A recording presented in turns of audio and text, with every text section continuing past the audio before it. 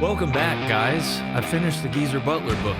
I would have finished it the day I got it, but I was neck deep in that really boring, terrible, awful, complicated music business book. But yesterday, I finished that finally, and I picked up the Geezer book, and I didn't put it down until it was over. It's called Into the Void. Can't recommend it enough. I've been waiting for a long time, man. You'll see behind me his bandmates' autobiographies. I've read both of those many, many times, and Geezer's was not a disappointment. I've been waiting for it for a long time, as I'm sure some of you have. So I'm going to go over some of the bombshells, the scandals, the clickbait headlines. Not really, just stuff that stood out to me. You know, if you want to read this book, I wouldn't call these spoilers, but maybe fast forward, I don't know, 5, 8, 10 minutes if you don't want to know anything that I learned from reading this book. The rest of this podcast is just pretty much going to be about Black Sabbath. And I have a bunch of really cool fan questions that I'm going to answer once I'm done giving like a very condensed version of how I got into Sabbath. Most important band in my life. It's about time I talked about them. So anyway, in the Geezer book, first of all, I'm really impressed. I've read Dio's book. I've read Ozzy's. I've read Tony's. Now I've read Geezer's. Bill doesn't have one. Vinny Appice doesn't have one as far as I know. I don't think any of the ancillary characters have written autobiographies. But just based on the people who are in Black Sabbath who have written books, I've been really impressed at how well their stories line up. And what little effort each guy put into trying to like whitewash themselves and make themselves look better. Any accusations or discussions of like conflict that one guy talks about, the other guys acknowledge, and sometimes will even acknowledge that they were the source of the problem. So it's pretty impressive. I'm a big fan of truth and reality and not allowing your ego and your delusions to disrupt your interpretation of solid, unquestionable reality. And these guys, I'm impressed. The stories line up. So with that said, it appears to me that Geezer has the best memory too. Sort of seems like he might have drank the least alcohol-wise out of all these guys.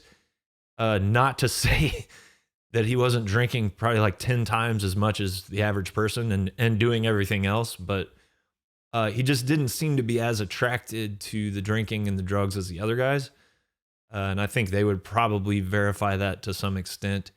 So I would say his memory seems to be the strongest out of all the guys in Sabbath who have written books. And this is according to Geezer. These are the things that really jumped out to me that either weren't mentioned in other books or maybe Geezer went into more detail than the other guys.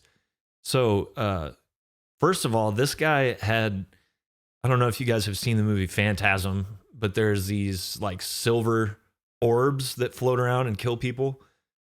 And Geezer, when he was a child, had one come down the chimney and come up to him. This is way before Phantasm existed, but this orb came to him, floating orb, and showed him an image of a guy with long hair and a white bass and silver sparkling boots. And that was him in the future, right? So that's how this book starts. You know it's about to be good, right? He had a really rough upbringing, just like the rest of the guys in the band. And yeah, I'll get into a little bit of that later. But first album, he claims that Wicked World is the first song that they wrote. I'm pretty sure everybody else agrees with that.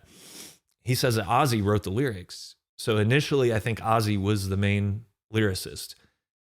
And I think maybe I've overestimated Geezer's contribution to the lyrics and also maybe Bob Daisley's contribution to solo lyrics.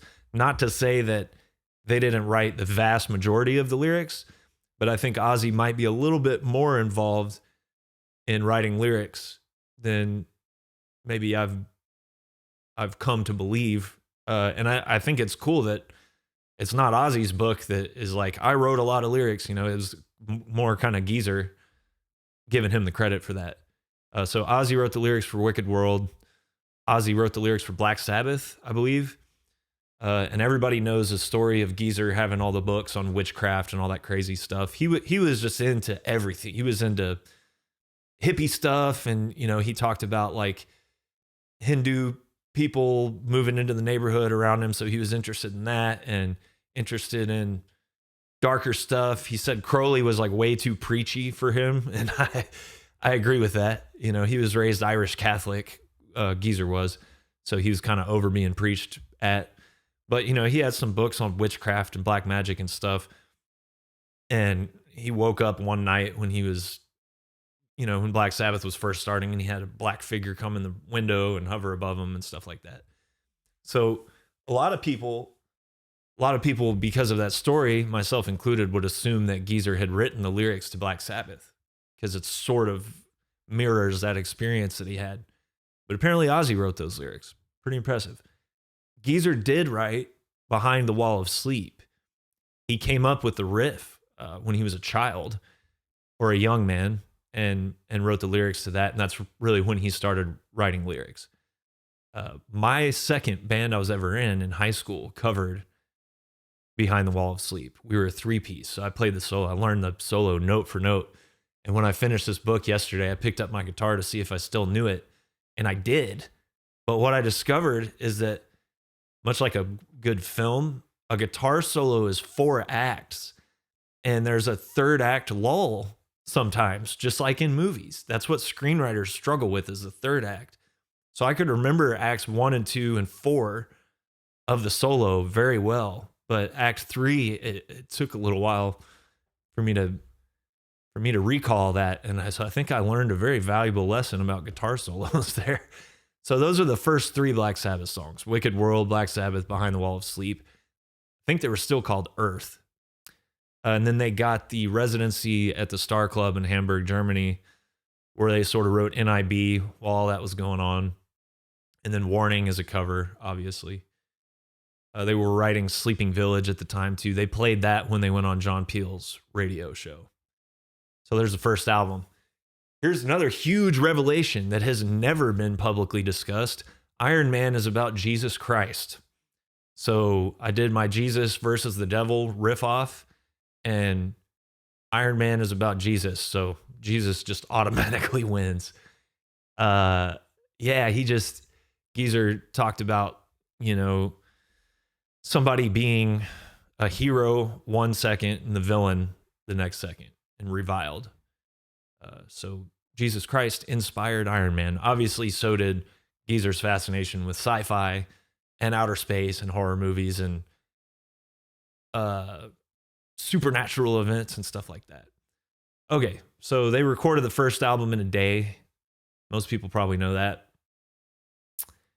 They recorded Paranoid shortly after that. And when they recorded the first album, they did it, they played it live, then they went on tour. They didn't even think anything of it. So when it was a success, it like really blew their minds. Then they did Paranoid. They're touring. Eventually they go over to the States. Here's the fun stuff about the touring, the early touring. They played some shows with James Gang, you know, Joe Walsh's band. Somebody gave Geezer a joint with angel dust in it, and he flipped out. Been there. I'm going to do an episode on Arkansas, and I'll talk about that experience. They were having a little bit of beef with Cactus. Somebody from Cactus was accusing them of something, and Tony Iommi punched him through the dressing room wall. Thought that was pretty impressive. By all accounts, Tony in his book sort of downplays his fighting abilities and his attraction to really good fistfights. But by everybody's accounts, he liked to fight, and he was really, really, really good at it. And I believe it. He was a boxer when he was younger, and a lot of people don't realize it. Even having a little bit of training is quite an advantage in those type of situations.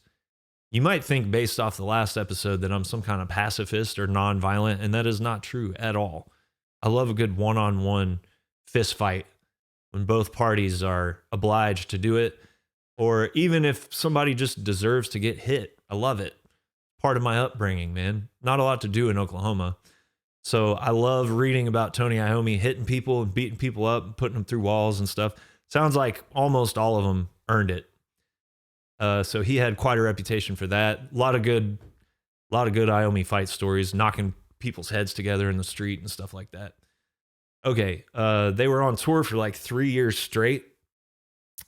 So they wrote, Geezer doesn't remember how they wrote Master of Reality, but or like when they did it. And I definitely relate to that. Like when did we work on this album? So he thinks they wrote it on tour during sound checks, sitting around green rooms, stuff like that, which is insane. As much as I love the first two albums, especially Paranoid, it's a total masterpiece and changed my life. I mentioned before that I think Master of Reality is when they really figured out how to operate in the studio. And those songs are just the songs and the production and it's just a monumental album. So to think that they wrote that during soundcheck is fucked up. He talked a lot about critics as well. Black Sabbath were not fans of the critics, and the critics were not fans of Black Sabbath. It's very clear, according to everyone involved, that the critics hated Sabbath, hated them. And Geezer said they would write bad reviews of shows that didn't even end up happening. Like the band would have shows canceled, and then they would read a review of that show where the critic is just mauling them and talking about how terrible they are, what an insult to music they are, blah, blah, blah. They also would write reviews of songs that didn't get played. So they would review the show, but then specifically talk about a song that sucked, and the band is like, we didn't play that song, but okay. That sounds crazy, but I've experienced that. And I'm going to, fuck it, I don't care. Not supposed to do this, really.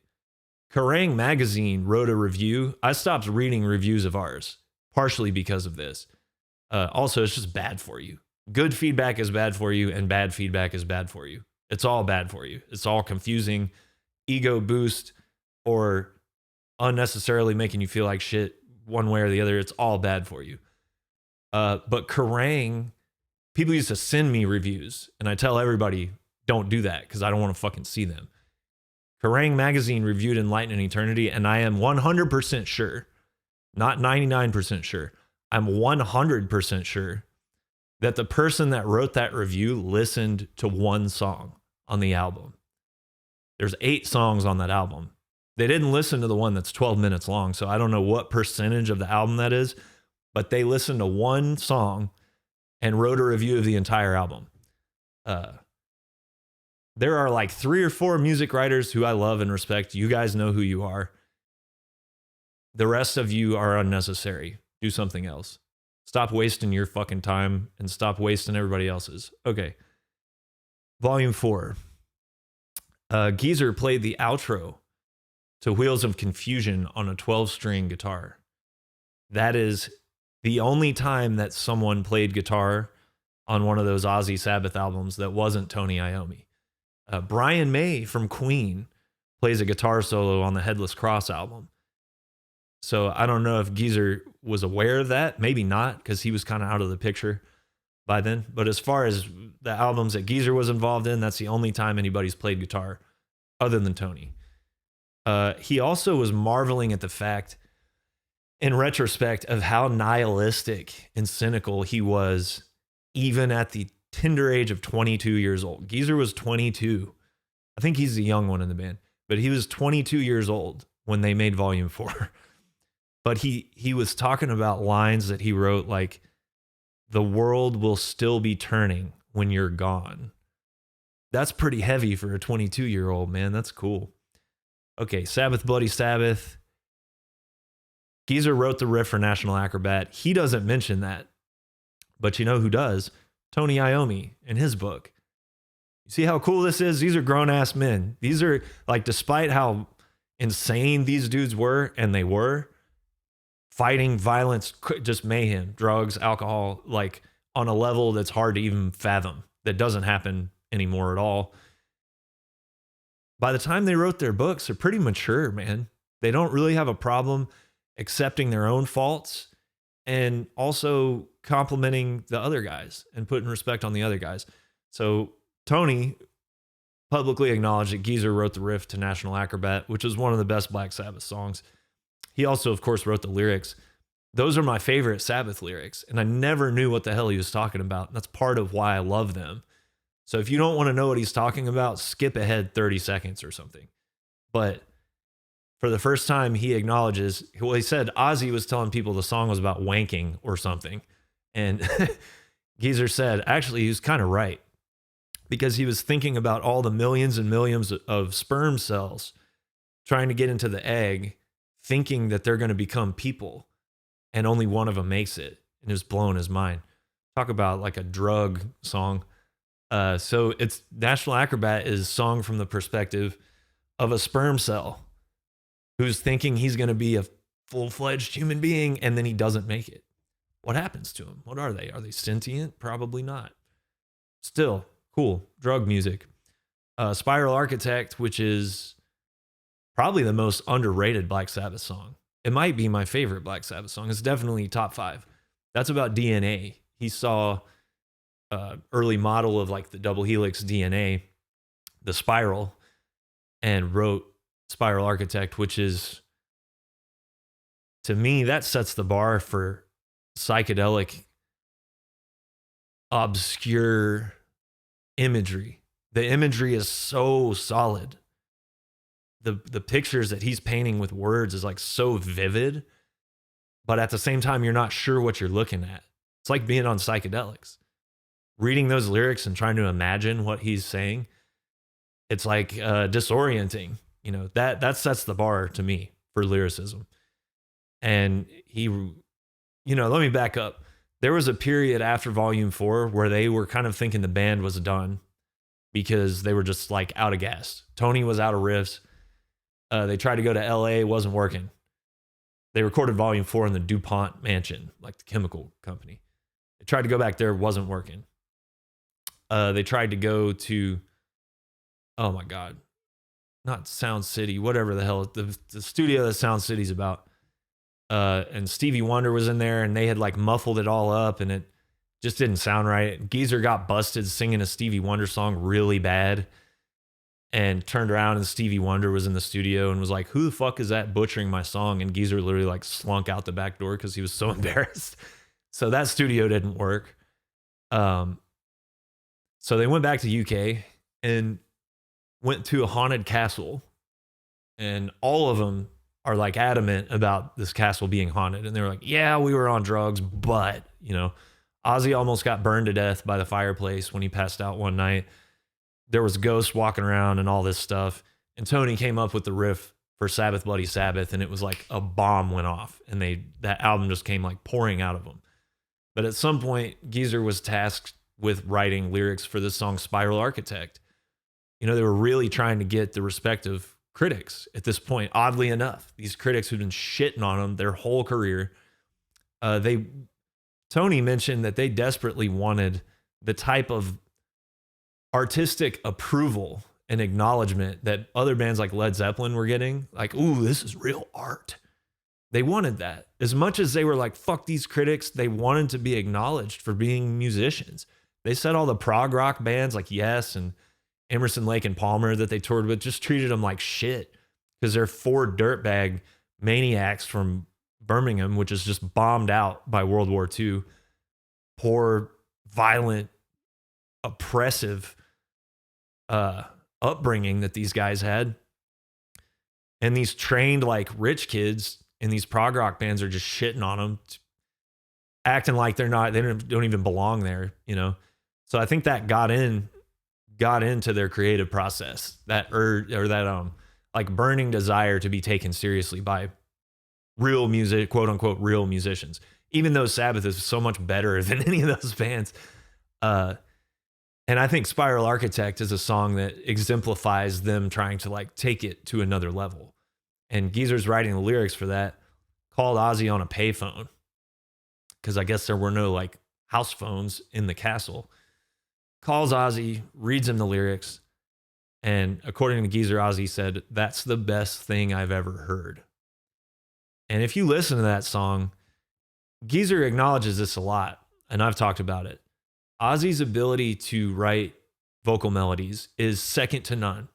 Second to none. It's that Beatles influence. They all, like when the Beatles came out, it blew these guys' minds. That's the reason that so many bands exist. And the Beatles, as much as I don't really listen to that band, I respect them, I love them, whatever. I don't listen to them that much.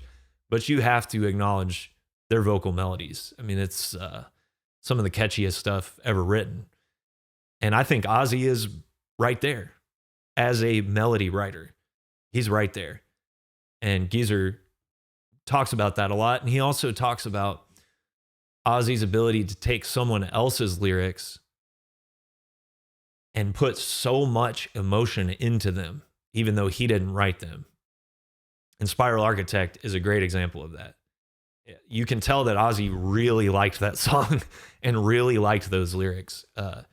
That's one of his best vocal performances. That's some of the best lyrics I think that have ever been written, no doubt, in the metal genre or hard rock genre. And another interesting thing about that song, Ozzy apparently sort of wrote the string arrangement too. And he did that by humming the different movements and melodies to their sound guy, who I guess was more of a trained musician than any of them were. And the sound guy wrote it all out for an orchestra. So that's pretty incredible. We have to, Ozzy's a character, and we all love that about him, but we have to acknowledge how fucking good that guy is at writing melodies, straightforward, catchy, powerful melodies and harmonies. Unreal, man.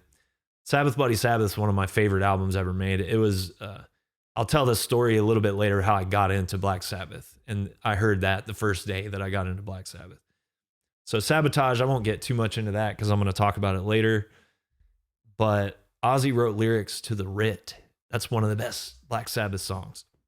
They were so pissed off on that album, so angry, so pissed, so much fire.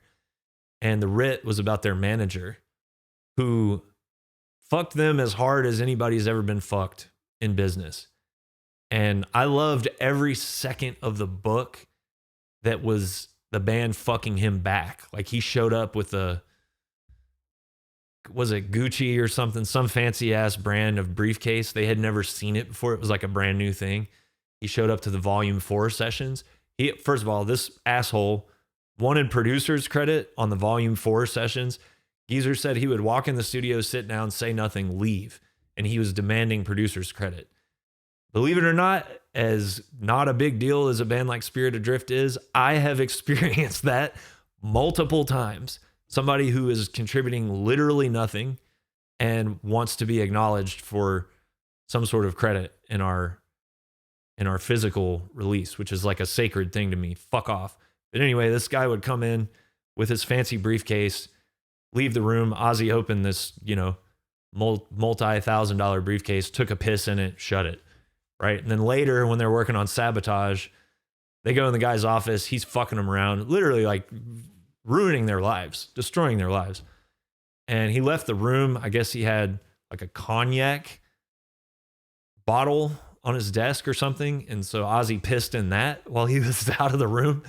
And he came back in and they're talking and he's drinking cognac and just drinking Ozzy's piss. Amazing. So if you knew what this guy did to them, you would understand why that is so rewarding, So he fucked them, but they fucked him back in a lot of different ways. I won't get too far off into anything after Sabotage. It's funny. The other day I was talking about Junior's Eyes and what else? Johnny Blade from Never Say Die being great songs. And Geezer specifically mentions those songs as being two really good songs on that album. Thought that was cool. The Dio years, what stood out? We all know how that went down. Tony kept a voodoo doll of Martin Birch in a briefcase. And so Martin Birch produced the two Dio albums, Heaven and Hell, Mob Rules, plus every good Iron Maiden album and all kinds of other great shit. But so every time Martin was feeling kind of under the weather or having an ache or something, he was convinced that Tony was poking this off somewhere in like a catacomb, like poking this voodoo doll. I thought that was really funny. There's a ton of, like, they'll say, Geezer will tell in all of them, in all their books, he'll tell some story that's the craziest thing you've ever heard in like 2 sentences and then just move on. And there's like hundreds of them. You're like, wait, hang on a minute. Huey Lewis in the News came into the studio after Sabbath was working on an album, and Ozzy put a giant fish under the mattress of one of the beds, and they couldn't figure out what was going on, and it rotted out the mattress, and there were maggots everywhere. And then before you can even like process something like that, he's already moved on to the next thing. Geezer was the non-violent one in the band, and he stabbed a guy with a screwdriver and got pissed off at a bartender one night and dropped a Molotov cocktail off a 6th floor of a hotel trying to blow up the guy's car. And he'll say that and just move on to the next thing. And if you read these dudes' books, it's just front to back stories like that. Amazing. I love it. So on the topic of producers, they did that last album 13 with Rick Rubin. And much like a lot of people in the modern era, I'm a Rick Rubin fan. I've never met him. I've never worked with him, but I like a lot of stuff that he's made, and he seems cool to me. I liked his book, but a lot of people say that he doesn't do shit in the studio. And Geezer says Rick Rubin didn't do jack shit, nothing. Speaking in very vague terms about like, you guys aren't a metal band. Listen to the first 4 records and do that. Okay, bye. And they're like, thanks. What the fuck are you talking about? I believe it. I think there's probably gray area to that, and I think he probably has contributed quite a bit to some of the albums he's worked on, but yeah, I don't doubt that happened. On that same topic, Geezer said in retrospect, Martin Birch was by far the best producer that he ever worked with. No surprise there. So I think those are my 2 favorite producers, but I know for sure that Martin Birch, like Rick Rubin's not an engineer and he's not a musician, and Martin Birch is an engineer and a musician. So Martin Birch is my favorite producer.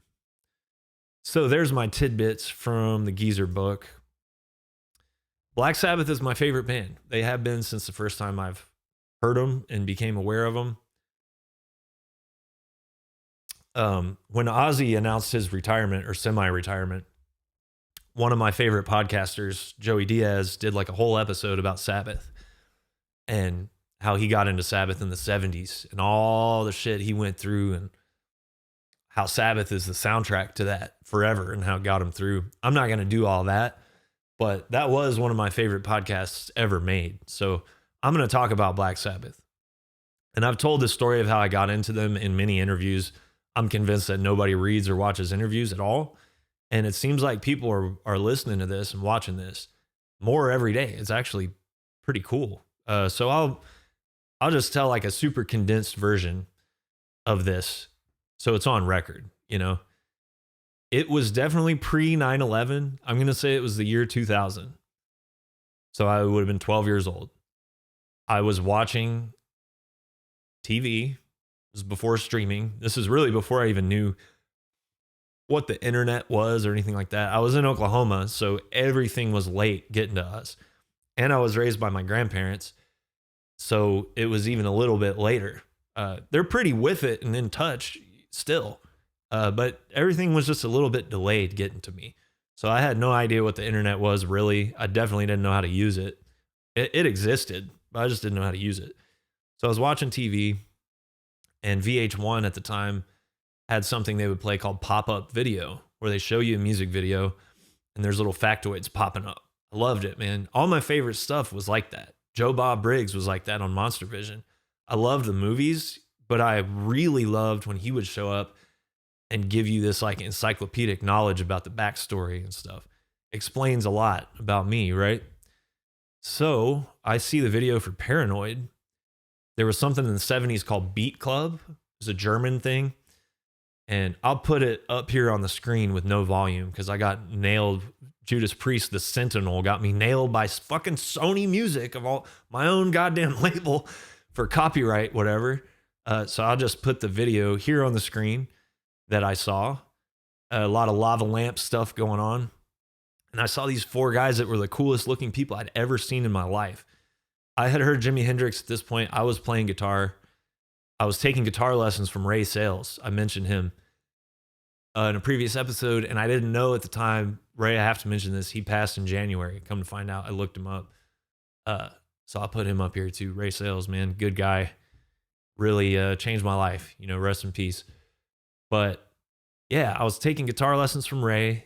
I had heard and loved Leonard Skinner. I had heard and loved CCR, and Hendrix was like God to me. Jimi Hendrix was literally God. I wanted to be fucking just like him. Obviously, kind of a challenge in some respects, but I wanted to play just like him, and be as cool as him. When I saw the video for Paranoid, that was like a whole other level. Hearing Purple Haze the first time was one thing.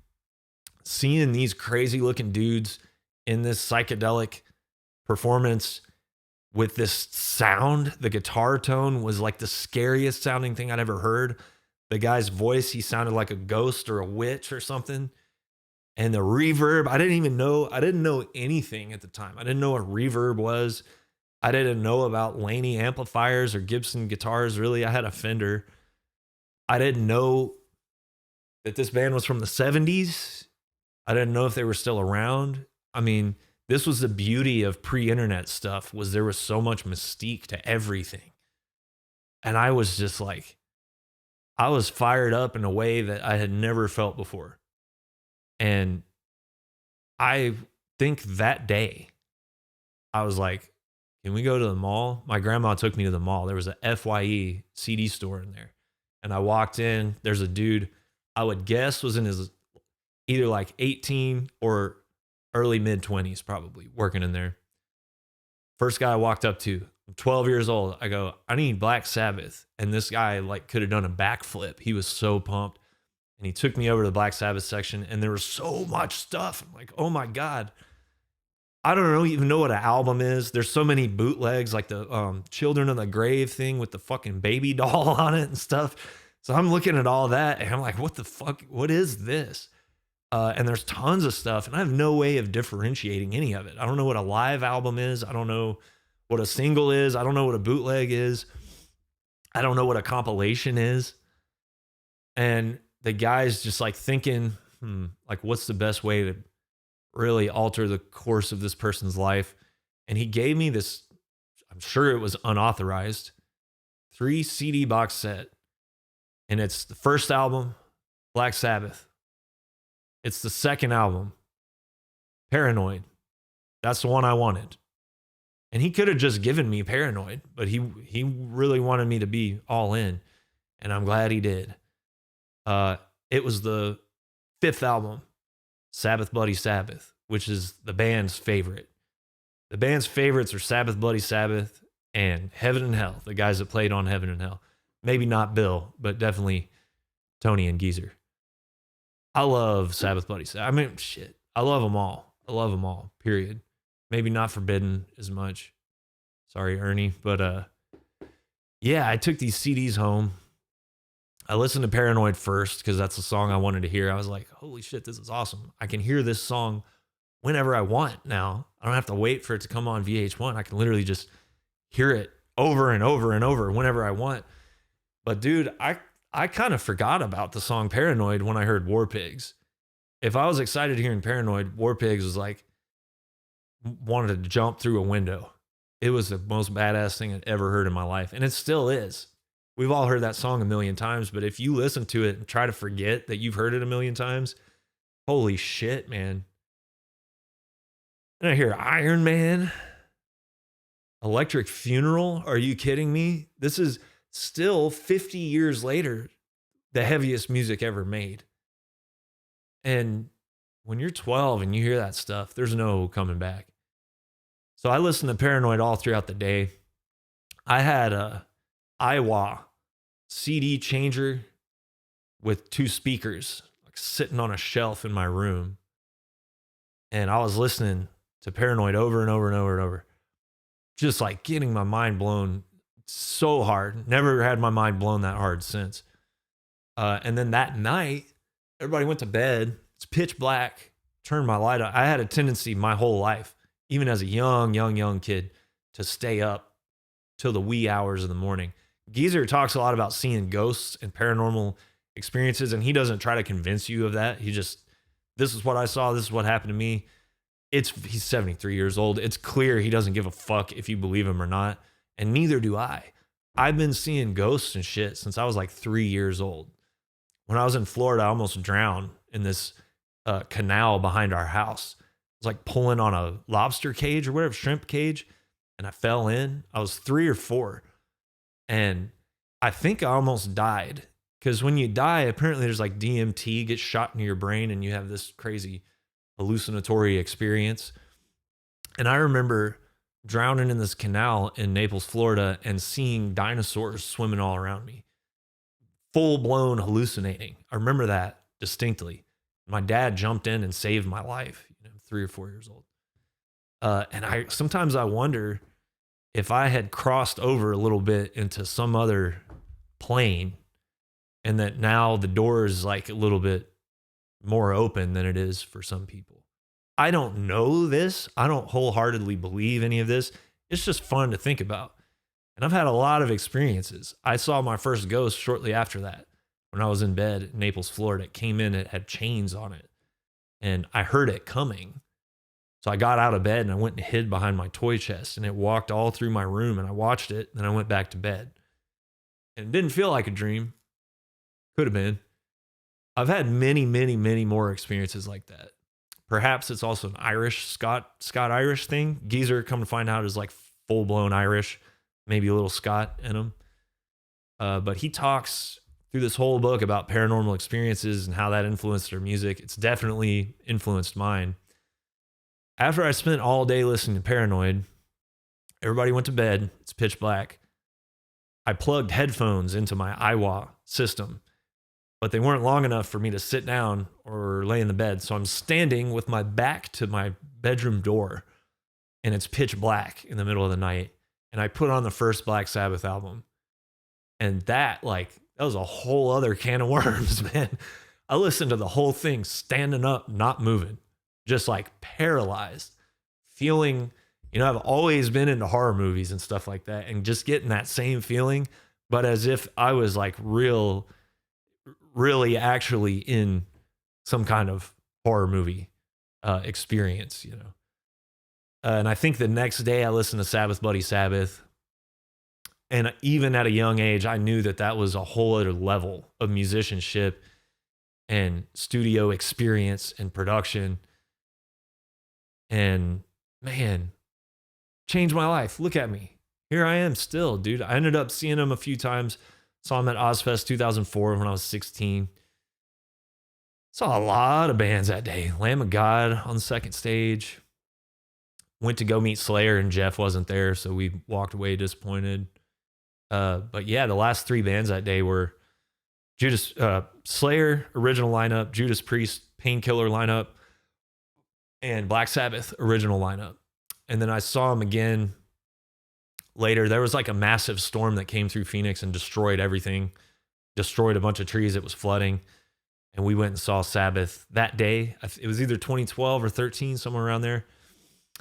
And I was way up in the nosebleeds and was going to leave. I was kind of feeling weird. They probably had like 4 or 5 songs left. And I said, let me see how close I can get to the front. That's a whole other story, but I ended up getting in like the 3rd row. Did not belong there, but just like scammed security.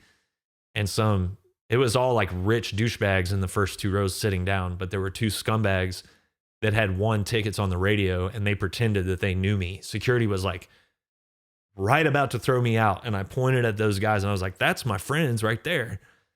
They'll vouch for me. And these motherfuckers, one of them just had a baby that day and told his wife, I'm going to Black Sabbath. That's what this fucking band means to people, man. And they pretended to be my friends, and I got to watch them from like the 3rd row, and I got hit with a bucket of water thrown by Ozzy Osbourne.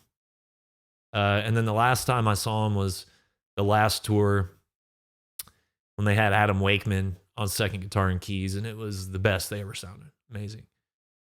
So that's my relationship with Black Sabbath. I could literally make this podcast only about Black Sabbath.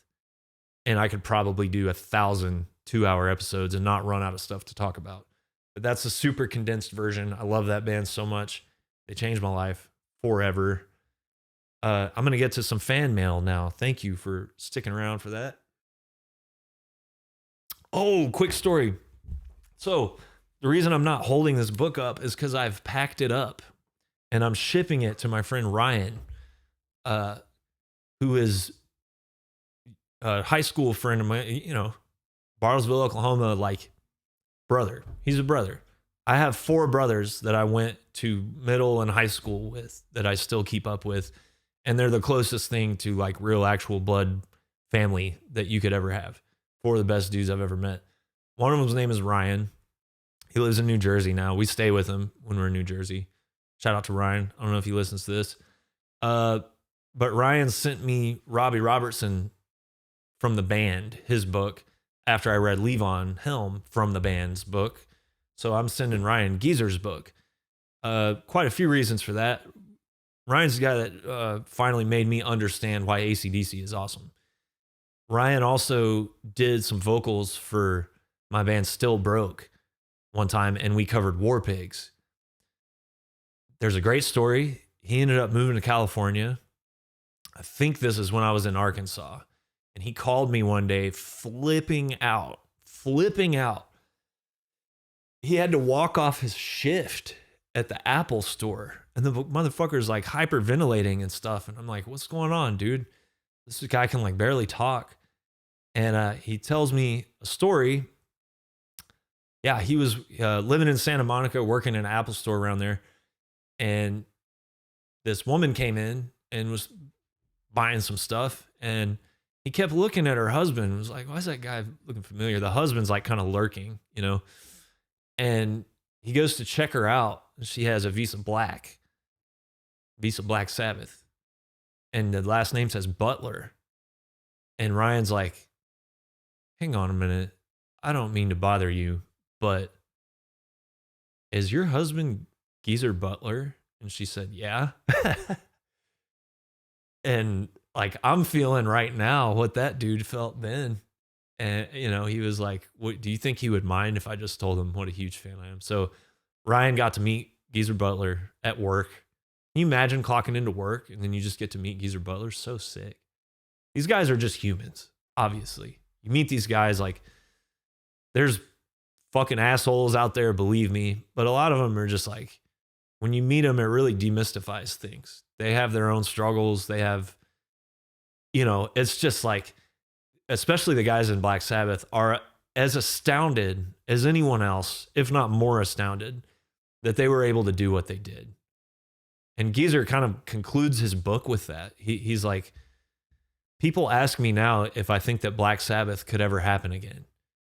And he says no, because he considers their upbringing, 4 guys coming from where they're from, no money, no connections. He says if that happened now, the band would be too much of a risk for any label. They looked wrong. They sounded wrong. They played their instruments wrong. The critics hated them. The lyrics were misconstrued. The music was looked down upon by trained musicians. They had everything going against them, everything. And he said, even if a band today could overcome stuff like that, they wouldn't make it through the struggles that would follow, because people are too fucking soft today. That's what Geezer thinks.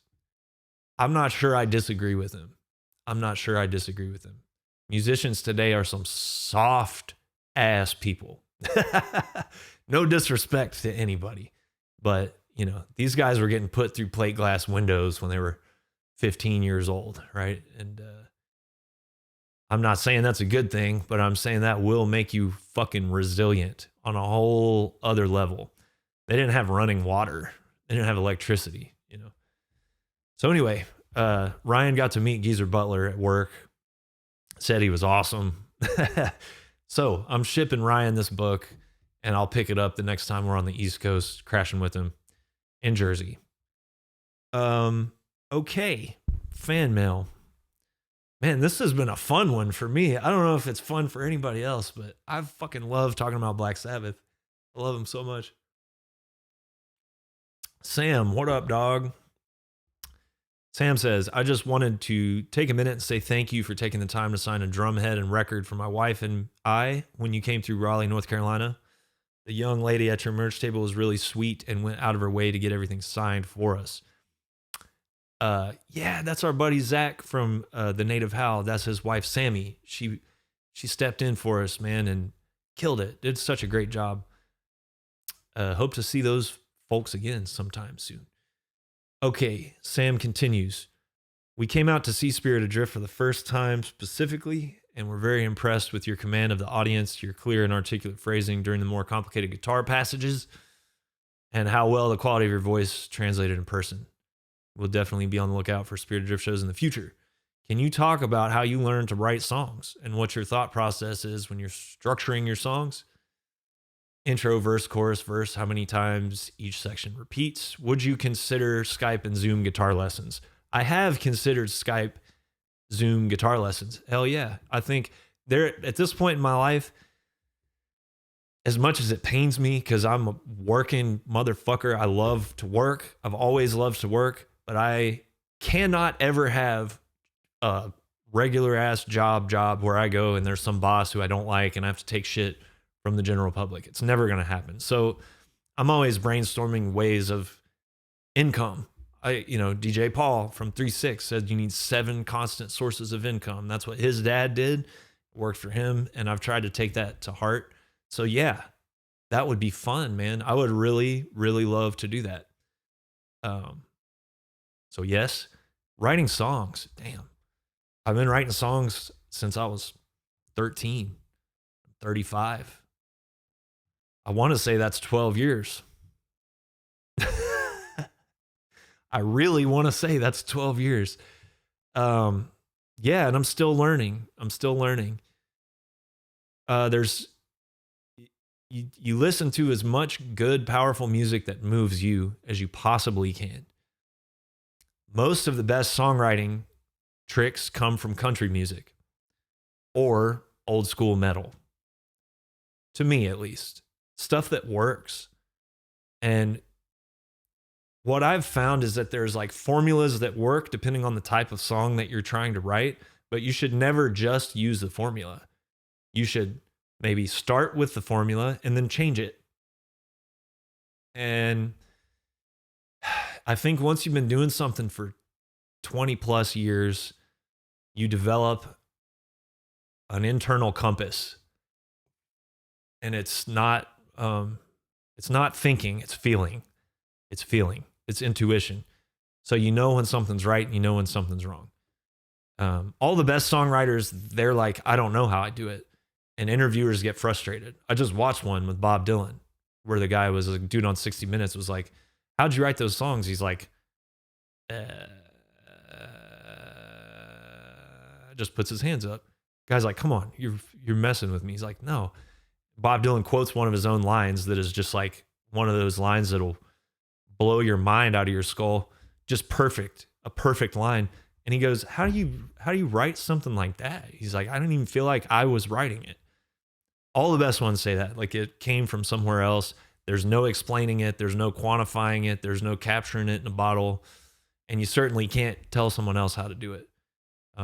So yeah, how do you get good at writing songs? You just do it for 20 plus years. You do it every day. You think about it every day, all day. If I allowed my obsessive mind to run amok, it'll destroy my life. So it's a curse in a way, but artistically it's a blessing because I can just focus it on writing songs, you know? So that's it. I don't know. There's stuff that objectively works. Study Martin Birch albums. Somewhere in Time. That's some of the best arranging that's ever been done in music. Rick Rubin albums have great arrangements. I don't know how involved he is with that. Probably not that involved, but maybe he only works with people that are just already really good at it. So yeah, I don't know. There's no trick. You just do it, you know, feel it. Pablo from Demons, My Friends, Austin dude. Pablo said this past episode really hit home for me. He's talking about the Hellfest episode, actually. Pablo was over in Europe with Duel, our buddy Jeff Henson's band. He said, I had a blast with them on the road, culminating with their performance at Hellfest, which was epic to say the least. After their set, they stayed for maybe 3 hours more, and around 3 p.m. decided to hit the road. Barcelona, where they had a show the day after. Pablo stayed behind at Hellfest. He caught up with a buddy of his who plays guitar for Soen. Spent the rest of the day eating and drinking in the Artist Lounge. Dude, that Artist Lounge at Hellfest. Fuck off. You watch Deep Purple from the exact spot that we saw Iron Maiden. And Pablo had a chat with Martin Lopez, former drummer of Opeth, about life, music, and parenthood. Pablo says, I've been a diehard Opeth fan since I was 14. Same. When My Arms Your Hearse came out, and spending an afternoon with Martin while watching bands like Megadeth, Deep Purple, and The Darkness, you lucky son of a bitch, also made me think about 15-year-old scrawny awkward me alone in my treehouse where he lived alone during his teen years.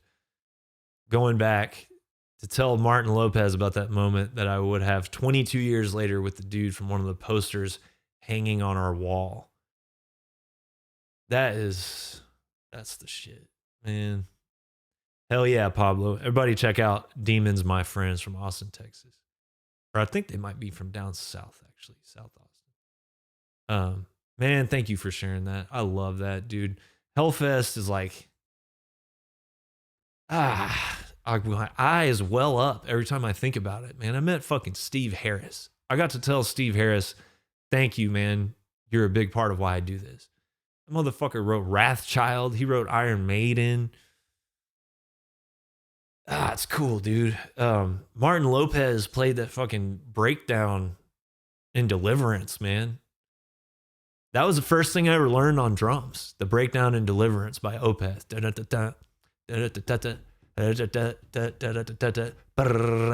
My drummer at the time got furious that I could play that. He's still probably furious listening to it. Can you play that yet? Fugit? Come on, bro. That's amazing, man. I love Opeth. Opeth is like a huge influence that got in my bones that I don't ever talk about or really think about, but it's there for sure. That's so sick, man. Thank you for sharing. Okay, Derek, I've been listening to the podcast and I'm even more impressed with you as a person. You seem like a very genuine person. I'm a longtime fan of the band, started listening after I discovered you on Bandcamp, immediately purchased the Behind Beyond EP along with Chain to Oblivion. You really blew my mind with Cursive Conception, how you changed the sound of the band. I've purchased everything you have released since. As a child growing up in the late 80s and the 90s, I still buy physical music. For me, the ritual of opening the product and reading the liner notes and appreciating the artwork still gives me joy. I still can remember the smell of the CDs when you opened them and tried to decipher what the lyrics meant. Me too, brother. Hell yeah. Sorry for rambling on, but I would like to end this email with how one of your songs helped me through a difficult time. My grandmother passed away last November, and she really helped to raise me, and I was so close to her that it was a really hard situation for me to grieve. I remember driving up to her house to go through her things before the funeral. I put on the song Reunited in the Void, and I probably played that song 200 times the next few months. It just hit me in a profound way and really helped to get through that difficult time, so thanks for that. I'll be purchasing the new album, and I purposely have not listened to any of the singles yet, as I find for me, listening to some of the tracks before the album is released ruins the experience of consuming the album when you get the physical product. Thanks for creating art that has really had an impact on me. Guys, this is why I'm doing this, man. All of it. This is why I'm doing any of it. I'm sorry for your loss, Derek. I was raised by my grandparents as well. And fortunately, they're still around. And your message makes me very grateful for that. I didn't read these before I copied, and I don't like vet any of this shit. So sorry, that was kind of a tough one to get through. Thanks, man.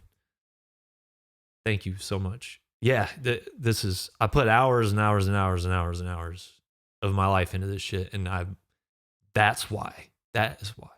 And that's why I like doing this podcast too, man. It's fucking cool. Who'd have thought? All right, couple more. Justin, metal gets me high.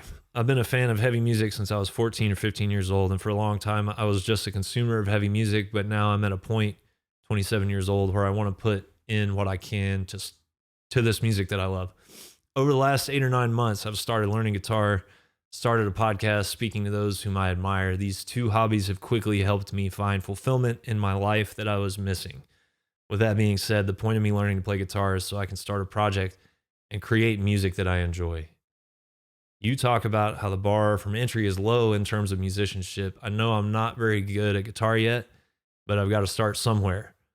Other than putting time in and practicing, which I do 1 to 2 hours a day if I work, 5 to 6 hours on days I don't work. Dude, you practice more than I do. What are some drills or practicing habits you'd recommend that shaped you into the guitarist you become? Thanks for your time reading this. Can't wait for the new album. Practice to a metronome. Number one. I was in piano from a very, very early age, and I practice that thing to a metronome every day. And I think my timing is better than most guitarists because of that. Practice to a metronome. I think there's even an app that you can get on your phone where it'll strobe back and forth, and you're supposed to hit it when it's in the middle, and it'll tell you whether you're early or late. Watch the movie Whiplash. If you don't want to watch the whole movie, watch the cafe scene where the drum teacher, jazz arranger character tells the kid there are no two words in the English language more dangerous and harmful and destructive than good job. Watch that scene. Have somebody in your life that you know will tell you if your shit sucks, because sometimes we don't know. Yeah, practice to a metronome. For me, if you're gonna write metal, learn the pentatonic scale. There's like different, they call them boxes. Learn the different boxes of the pentatonic scale. I only really know 2 or 3 of them. There's a minor pentatonic scale. Learn that. Also learn the major pentatonic scale. If you're playing the major pentatonic scale and it's the relative major to whatever minor key the song's in, it'll fit. So you can use both of those scales once you learn them, and they connect. All those different boxes connect. Zach Wilde has a great instructional about that exact thing on YouTube. It's called like pentatonic mayhem or some shit.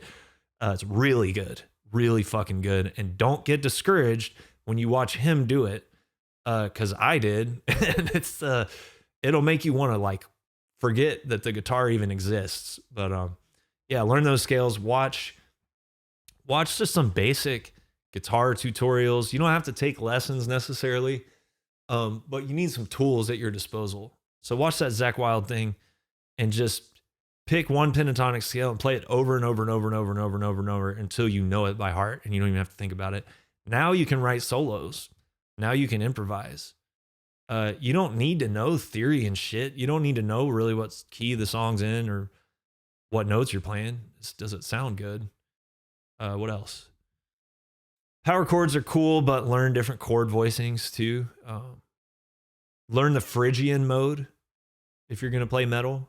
You can write really cool riffs with the pentatonic scale. That's Iomi. You can write really cool riffs with the Phrygian scale. That's Solitude Eternus. John Perez. It's more evil sounding.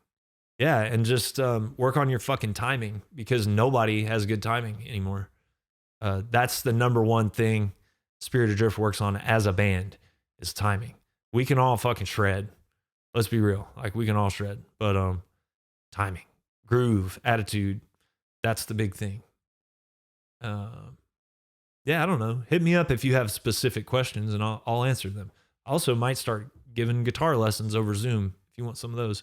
Tony, can I just say, as a 53-year-old Ozzy, shout out Alexander Volkanovski, dude. One of the baddest motherfuckers on earth, dude. My favorite Australian. I don't know any of y'all personally, but he's my favorite so far. Okay. Thank you for making music and sharing your life interests via the podcast and socials. Really appreciate the honesty and authenticity that you show on the pod. as well as discovering your record collection. I have to watch it on YouTube, as that way it feels like we're having a hangout. That's what I like, man. That's what my wife told me too. It's like, I don't edit this shit. I don't plan it. I don't even read these in advance because I just want to feel like we're hanging out. Fellow appreciators of music and stuff. Thanks for the episode on Enlightened Eternity. That album inspires me whenever I'm in need of encouragement and inspiration. Totally love what you're doing musically to the point that I have to physically restrain myself from listening to the catalog nonstop. I discovered Spirit Adrift on end of year best off the year Enlightened was released. What the fuck? Sorry. Absolutely loved it. I've been listening to heavy music since I was 9 years old in 1979, and your band absolutely hits me 100%. I rate Enlightened in my all-time top 10, if not top 5, with Master of Puppets, Screaming for Vengeance, Fair Warning, and Somewhere in Time. Jesus. I reckon every song since is getting better, and I have to listen to the new songs every day just to cope with modern life. I understand that. I usually say goodbye to the work week with records on a Friday night. Spirit Adrift is the band I either start with or finish with every week. I wanted to ask why the logo changed on Enlightened, as I reckon the regular logo is totally sick up there with Metallica, Maiden, etc. Looking forward to my pre-order arriving. Anyway, Nate, apologies for the fanboying. Nah, dude. Thanks for making heavy music with a classic but modern sound. You guys are easily my favorite current band. Also, side note, recommend checking out Spider God if you haven't. Tom, our guitar player, told me to check out Spider God too. I listened to a little bit. I need to dig in more. Dude, I really don't know what to say to that. Master of Puppets, Screaming for Vengeance. Fair Warning is my favorite Van Halen record. Somewhere in Time. I mean, those are all my favorite records of those respective bands. So I guess that makes sense that you would like us. But that's insane. Side note, my friend Tony is this is crazy. He's drawn up a leg sleeve of the Screaming for Vengeance. What is it? Hellion? And he's going to be fighting Somewhere in Time Cyborg Eddie. Oh shit. Y'all hear that? Bird just hit our window, so I'm going to have to go resuscitate it, which happens sometimes. Yeah, these things happen out here. Dude, I don't know. Thank you. That's insane. Thanks so much. I did cover this actually. Was it last episode? Somebody else asked about the art on Enlightened, but the logo changed to cursive because of Bob Seger, Against the Wind. Okay, Bird's all right. It's recovered. Jesus, that was scary and traumatic for me. Yeah, the logo changed because of Bob Seger, man. I love this, dude. Thank you so much.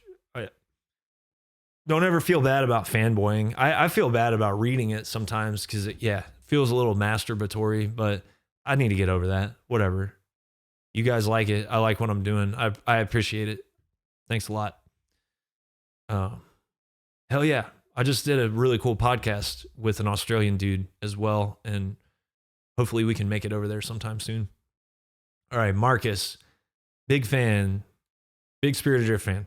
Got to see y'all at Decibel Metal and Beer Fest in LA, and you unsurprisingly crushed it. And a recent convert to your podcast, which also rules. As someone who always skips past the solo intros on Mark Maron's podcast, I don't know how you can talk for an hour straight, keep it engaging the entire time. If you say so. I particularly enjoy your dissertations on the music and other media that have influenced your work. In a similar vein, I'd love to hear a rundown of your favorite workout albums. I know you lift and you've mentioned Blasting Carnivore's Retaliation at the gym, but what else is in your regular rotation these days? Yeah, thanks, man. The solo thing, it's weird. I attribute it to Joe Bob Briggs on Monster Vision back in the day when I was a kid. Theo Vaughn, the comedian, he does solo podcasts. He's always wearing shades too, which is very tempting because I feel like that would make it a little bit easier. But he's great. To me, he's the best podcaster out there right now. He's really, really good. What I like about him is he's willing to just stop sometimes and just take a minute. I like it. Okay, here's another thing before I get to the question. I was in debate when I was in high school because I wanted to be in as many classes that I thought I could just fuck off and still get a good grade. So I was in choir. Part of the reason why I was in choir, I hated high school. I hated going to public school.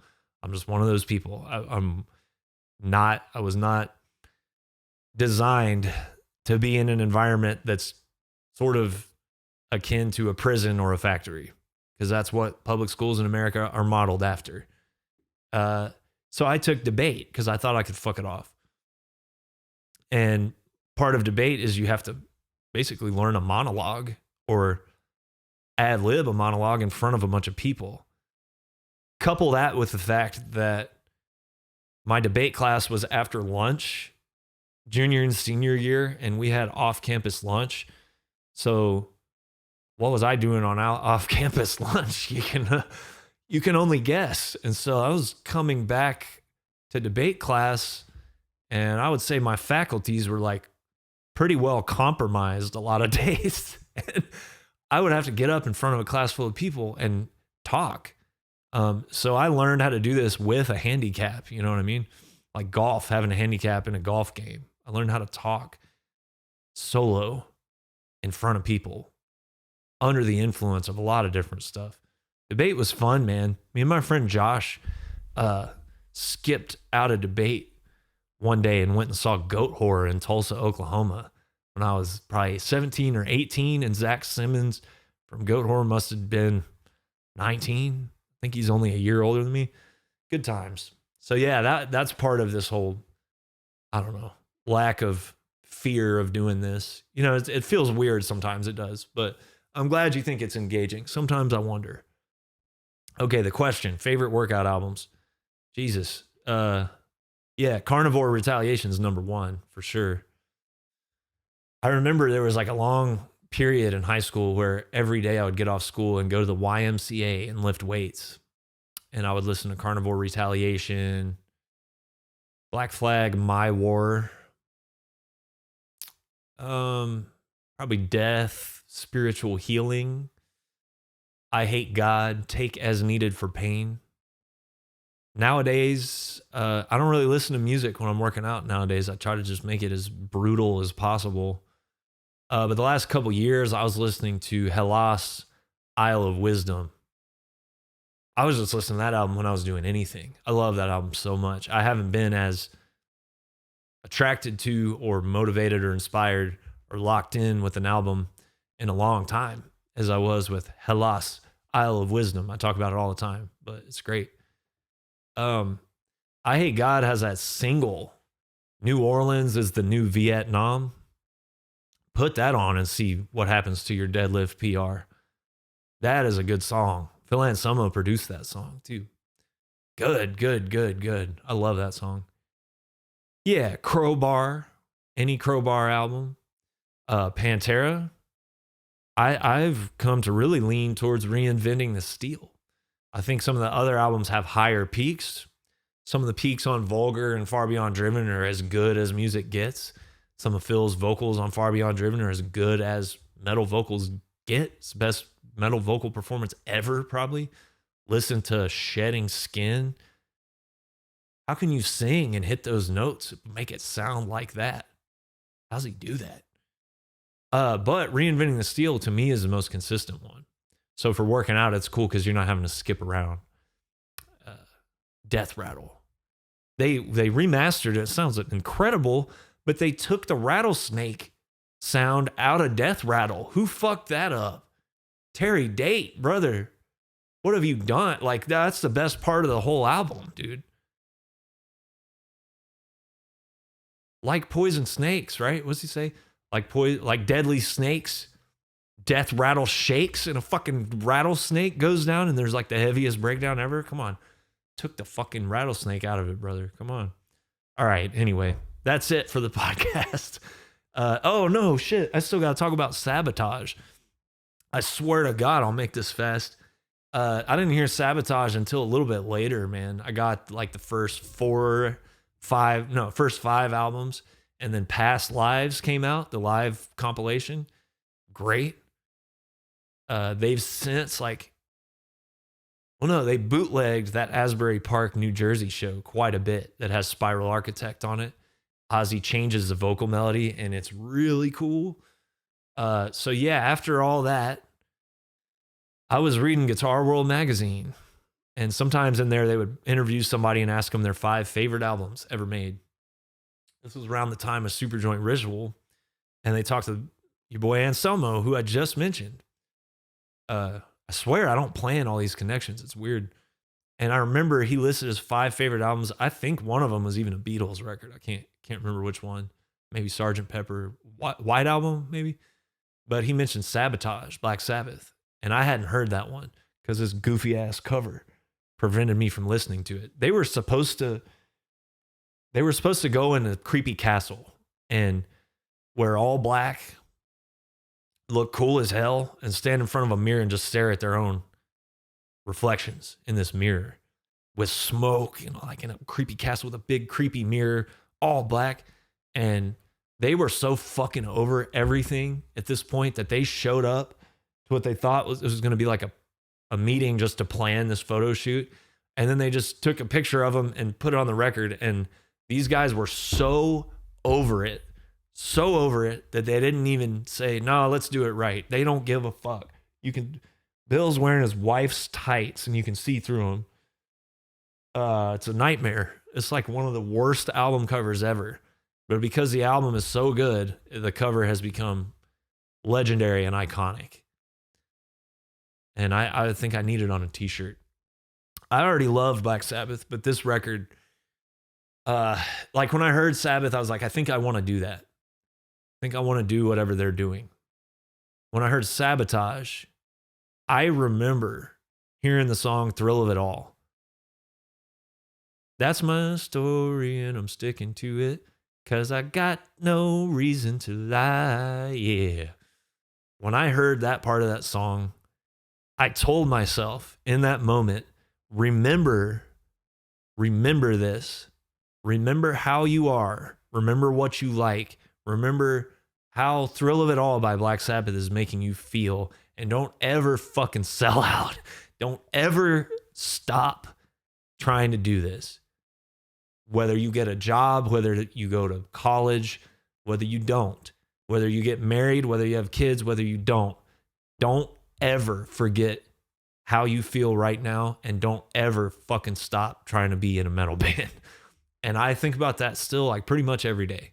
This is my favorite album ever made. Is it perfect? No. It's got goofball shit on it. Am I Going Insane is like throwaway track. They were burned out, whatever. They were deep in lawsuits with their shithead manager, going through divorces. Bill had a heart attack around this time.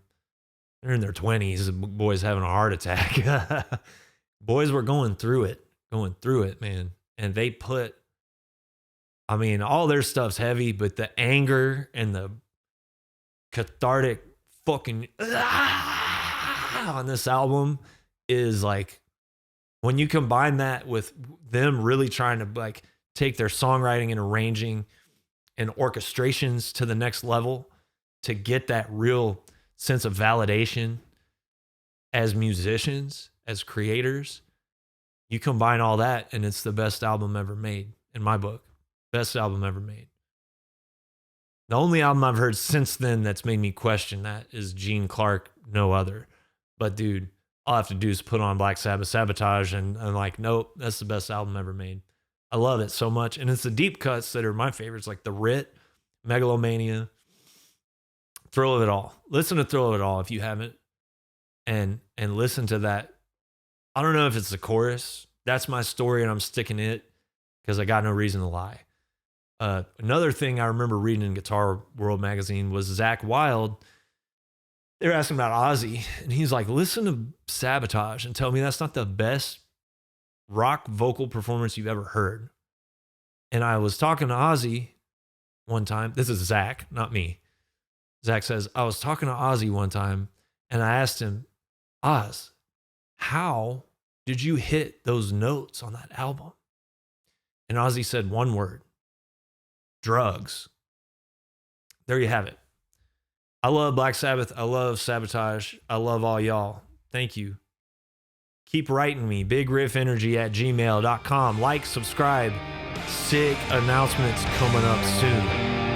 Peace out.